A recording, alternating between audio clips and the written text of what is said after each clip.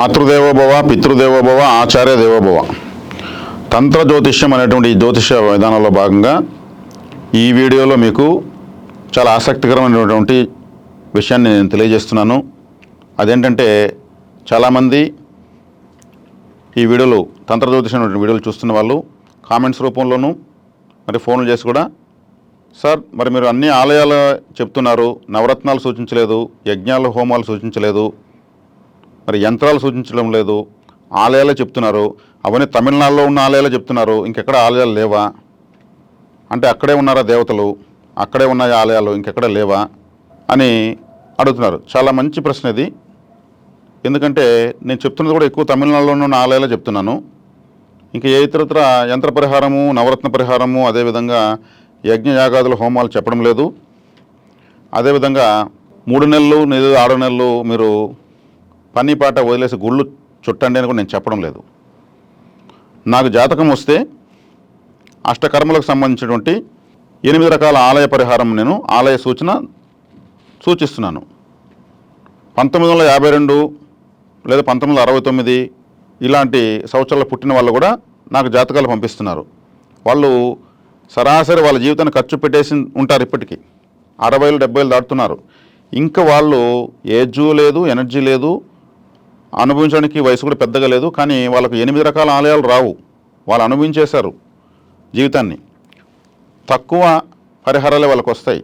కానీ వాళ్ళు ఆసక్తితో మేము జాతకం చూసుకుని వాళ్ళు అభిమానంతో నా మీద ప్రేమతో ఇస్తున్నారు. చాలా వాళ్ళకు కృతజ్ఞతలకు పాదాభివందనలు కూడా తెలియజేసుకుంటున్నాను. మరి చిన్న వయసులో ఉన్నటువంటి ఒక అబ్బాయి జాతకం వస్తే అతనికి లైఫ్ స్పాన్ దండిగా ఉంటుంది. దశలు ఉంటాయి. రవిదశ 6 సంవత్సరాలు, చంద్రదశ 10 సంవత్సరాలు, కుజదశ 7 సంవత్సరాలు, రాహుదశ 18 సంవత్సరాలు, గురుదశ 16 సంవత్సరాలు, శనిదశ 19 సంవత్సరాలు, ఆ తర్వాత వచ్చే బుధదశ 17 సంవత్సరాలు. ఇన్ని ఎక్కువ దశలు అనుభవించేదానికి అతనికి వయసు ఉంది. మేము ఒక దశ జరుగుతూ ఉంటే ఆ దశకు పరిహార దేవతను చెప్తాం. ఆ దేవతను పూజిస్తే దశ యోగిస్తుంది అంతే. ఇంకా మళ్ళీ ఆ గ్రహము వ్యతిరేకంగా ఉన్ని, ఎట్లన్నా ఉన్ని, బాధకాధిపతిగా ఉన్ని, అవయోగిగా ఉన్ని, అస్తంగత్వం ఉన్ని, నీచబట్టి ఉన్ని, 6, 8, 12 స్థానాల్లో ఉన్ని, ఎక్కడన్నా ఉన్ని, ఏ అవస్థలున్నా ఉన్ని, ఏ దురవస్థలున్నా ఉన్ని, ఆలయ పరిహారమే చెప్తాం, దేవతా పరిహారమే చెప్తాం. గ్రహానికి పూజ చేయమని చెప్పదు తంత్ర జ్యోతిషం. గ్రహం వెనుకున్నటువంటి అధిదేవతను చెప్తాం. ఆ దేవతారాధన చేస్తే ఇక్కడ గ్రహం పనిచేస్తుంది అంతే. గ్రహాన్నే పట్టుకుంటే పని చెయ్యదు. మేము ప్రాక్టికల్గా చూసేసాం కాబట్టి ఆ గ్రహ పరిహారం మేము చెప్పం. వెనుకున్న దేవతకు అప్పచెప్తాం. అప్పుడు ఆ దేవతారాధన చేయడం వల్ల గ్రహం మీకు అనుకూలంగా మారుతుంది. అనుకూలంగా మారుతుందంటే కోట్లు ఇస్తుందని కాదు, మీ వ్యతిరేకతను ఆపేస్తుంది అంతే. తర్వాత మీ అనుకూలత మీకు జరుగుతూ ఉంటాయి. కాబట్టి ఈ ఆలయాలు తమిళనాడులో ఎందుకు ఉన్నాయంటే 70,000 ఆలయాలు తమిళనాడులో ఉన్నాయి. 70,000.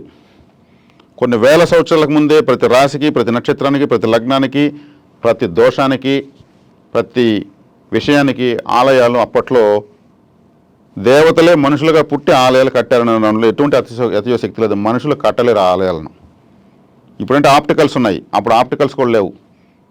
కంటి చూపు ఎంతగా ఉన్నింది.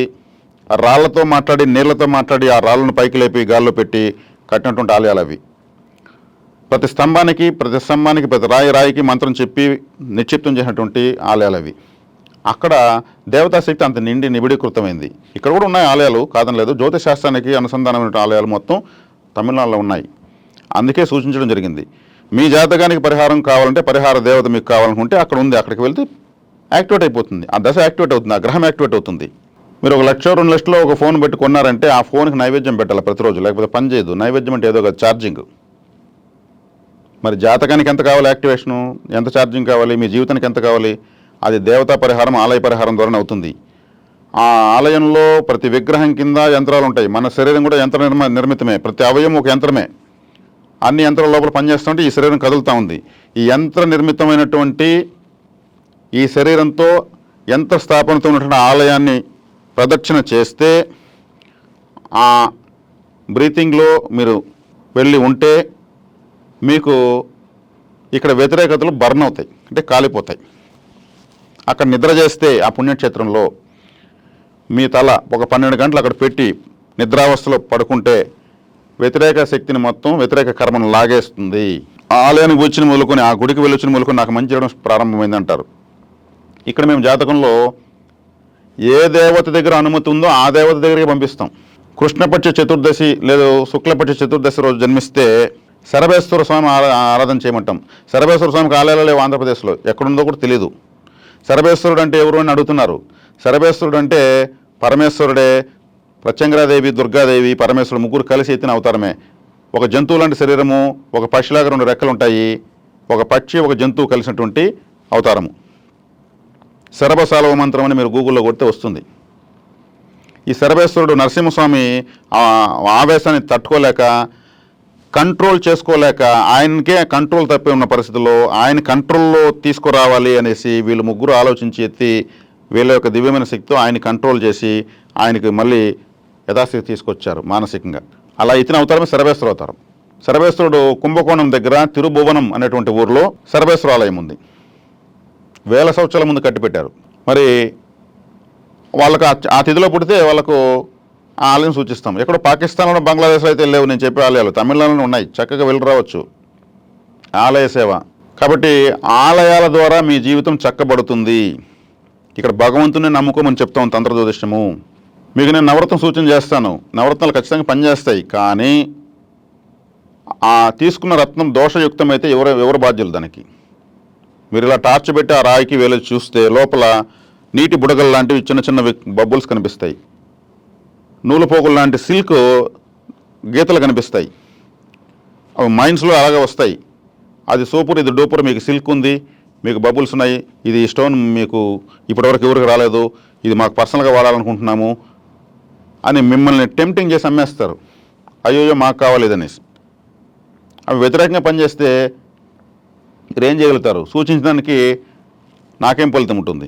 ఒక క్యారెట్ 2,000 అన్ని వేలు అంటారు. చక్కగా ఆలయానికి వెళ్ళి ఇప్పుడంతా కూడా మనకు travels, trains facility, flight facilities, Google maps, ఎన్నో యూట్యూబ్ ఛానల్లో మనం ఏ ఆలయం గురించి కొట్టి చూడొచ్చు, ఉన్నాయి. ఈ సౌకర్యాలు ఉన్నాయి. చక్కగా వెళ్ళి రావచ్చు. ఆలయ సేవ దర్శనం చేసుకోండి. ఖచ్చితంగా గ్రహాలు పనిచేయడం స్టార్ట్ అవుతాయి. ఇలా వెళ్ళి అలా రాబోయి టాటా చెప్పేసి రాకూడదు ఎప్పుడు కూడా. అక్కడ ఎక్కువసేపు ఉండాలి. మనకు ప్రయోజనం జరుగుతుంది పలానా చోటుకి వెళ్తుంటే అక్కడ ఎక్కువసేపు మనం వీళ్ళంత ఎక్కువసేపు ఉండేసి రావాలి. కాబట్టి తంత్ర జ్యోతిషంలో ఆలయ పరిహారమే ప్రధానంగా తీసుకున్నాము. మరి ఆలయాల్లో శక్తి లేకపోతే మన ఆలయాలు, హిందూ దేవాలయాన్ని హిందువులే కొట్టి కూల్చేస్తారు. కానీ జాతకంలో ఎవరికి ఏ దేవత దగ్గర ఏ ఆలయంలో అనుమతి ఉంది, పర్మిషన్ ఉంది, దాన్ని సూచించి మార్కింగ్ వేసి మీకు చెప్పడం జరుగుతుంది. అంతే. 70,000 ఆలయాలు ఉన్నాయంటే మీకు చెప్తే మీరు ఎప్పుడు తిరిగేది, నేను ఎప్పుడు తిరిగేది? అది తప్పు. మీకు మీ జాతకానికి ఏ ఆలయం వెళ్తే మీకు గ్రహాల అనుకూలత కలుగుతుంది అక్కడే చెప్తాం. అది కూడా 6 నుంచి 8 అంతే. అది కూడా చిన్న వయసు వాళ్ళకి ఎక్కువ వస్తాయి, పెద్ద వయసు వాళ్ళకి తగ్గిపోతాయి. వాళ్ళ జీవితాన్ని ఖర్చు పెట్టేశారు. కాబట్టి చెప్పండి, ఇంకా ఏమైనా ఉంటే చెప్పండి అంటే అవసరం లేదని చెప్పేదాని వల్ల ఎందుకు ప్రయోజనం ఉంది? మరి ఆ మిగిలిన ఆలయాలకు వెళ్ళకూడదంటే వెళ్ళొచ్చు. అక్కడ స్తంభాలు ఎలా ఉన్నాయి, ఎలా నిర్మించారు, అప్పట్లో ఉన్న ఇంజనీరింగ్ ప్లాన్ ఏంటి, ఇక్కడ స్వామివారు ఎలా ఎంత చక్కగా ఎంత అందంగా ఉన్నారు, వెళ్ళొచ్చు. శుభాలను ప్రసాదించమని కూడా అక్కడ కూడా మీరు ఒక SMS ఇవ్వచ్చు భగవంతునికి. కానీ మీకు పరిహార ఆలయం అన్నదాన్ని మాత్రం గట్టిగా పట్టుకోవాలి. నా పేరు చెప్పండి పర్లేదు, నేను చెప్పిన ఆలయానికి మీరు వెళ్ళేటప్పుడు పలానా వ్యక్తి ఇలా యూట్యూబ్లో వదిలాడు, మీ దగ్గరికి వస్తే మాకు మంచి జరుగుతుందంట, మిమ్మల్ని నమ్మి వచ్చాము, మాకు కుటుంబము సమాజంలో ఎంతో కావాలి, అనుగ్రహించండి, మేమంతా బాగున్న తర్వాత అన్ని పరిస్థితులు మారితే చక్కగా మళ్ళీ వచ్చి మీ సేవ చేసుకుంటామని మీ శక్తి మేర ఆలయ హుండీలో సమర్పించుకోండి. ఇంతనే, ఇక్కడ దానికి నెంబర్ లేదు. ఆలయ సేవ చాలా సులభం, వెళ్ళి రావడమే ఖర్చు, అది ఎంతవరకు అయితే అంత. మిగిలిన అనుగ్రహం అంతా మీకు అద్భుతంగా దొరుకుతుంది. ఆలయాలకు మీరు రసాయనాలు ఉన్నటువంటి సెంట్లు కొట్టుకొని వెళ్ళడము, విపరీతమైన మేకప్పులతో వెళ్ళడము, లిప్స్టిక్లు కొట్టుకోవడము, దేవతల దగ్గర మన ఆంధ్రప్రదేశ్ అందాల పోటీకి ఏం పోలేదు. మనం ఎంతో వైరాగ్యంతో, భక్తితో, తపనతో, ఆతృతతో, ఆర్తితో వెళ్ళాలి. చక్కగా చాలామంది ఆలయాలకు అట్లే వెళ్తున్నారు. అసలు దేవుడి ముందర పువ్వులు పెట్టకూడదు, లిప్స్టిక్ మెయిన్గా కొట్టకూడదు. నేను చాలామంది చూస్తున్నాను. ఎందుకంటే ఎవరు విమర్శించడం కాదు, మీరు పెళ్లికి వెళ్తే చేసుకోండి, ఒక బర్త్డే ఫంక్షన్కి వెళ్తే చేయండి, ఏదైనా ఒక ఎగ్జిబిషన్కి వెళ్ళినప్పుడు చేసుకోండి. ఆలయానికి మాత్రం మనము వాళ్ళ దగ్గర వాళ్ళ దాసులు మనం ఆతతో వెళ్ళాలి. అక్కడ చాలా సైంటిఫిక్ మెథడ్స్ ఉంటాయి, మనకు అన్ని రాళ్ళే కనిపిస్తాయి, వాటి వెనక చాలా శక్తి ఉంది. ప్రతి మతానికి ఆలయాలు ఉన్నాయి. వాళ్ళ మతం వాళ్ళ ఆలయంలో ఎలా ఉండాలో వాళ్ళు ఉంటారు కాబట్టి అక్కడ మంచి ప్రయోజనం పొందుతారు. అదే గొప్పది. ప్రతి మతస్థులకు వాళ్ళ యొక్క ఆలయము ఆరాధ్య స్థలము. అక్కడ వాళ్ళకి ప్రజెంట్ రిజల్ట్ వస్తుంది కాబట్టి మళ్ళీ మళ్ళీ ఆరాధించుకుంటున్నారు. అలాగే మన హిందూ సాంప్రదాయంలో ఉన్న ఆలయాలు కూడా అద్వితీయమైనటువంటివి, అమోఘమైనటువంటివి. దాంట్లో మీకు ఏ ఆలయంలో అనుమతి ఉందో దాన్ని సూచించడం జరుగుతూ ఉంది. కాబట్టి ఆలయ పరిహారాన్ని మించినటువంటి పరిహారం లేదు అని చెప్పడం కోసమే ఇంత వివరణ మీకు ఇవ్వడం జరిగింది. తమిళనాడులో మనకు కావాల్సినటువంటి ఆలయ అన్నీ కూడా ఎప్పుడో కట్టి పెట్టబడ్డాయి. ఇప్పుడు వాళ్ళైతే కట్టలేరు. విజ్ఞులు పెద్దలు అప్పట్లో ఆ అద్భుతమైన ఘనకార్యాలు, మహాకార్యాలు చేసి పెట్టారు.